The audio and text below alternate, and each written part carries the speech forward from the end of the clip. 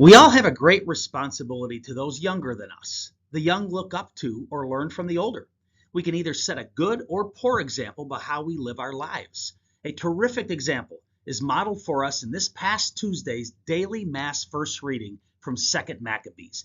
It is an incredible story of courage, faith, and selflessness for all of us to imitate.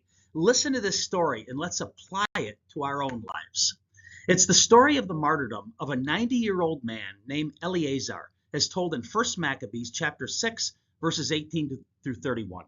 Eleazar was a well-known and respected Jewish scribe during a time of great Jewish persecution.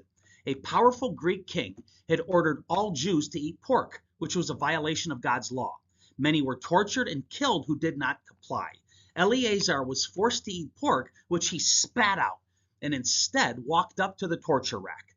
Because many knew and respected him, though, they told him that he could bring meat of his own and pretend it was pork, and by doing this would save his life.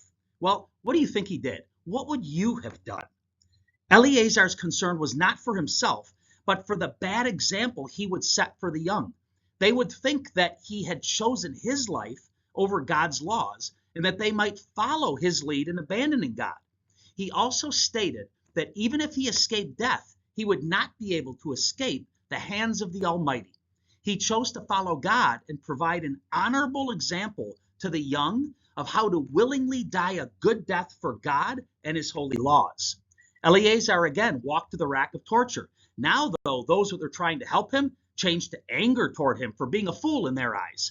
He was then mercilessly tortured and scourged, and as he was about to die, he said, "Though I could have been saved from death, I am enduring terrible sufferings in my body under this beating, but in my soul I am glad to suffer these things because I fear him, my God."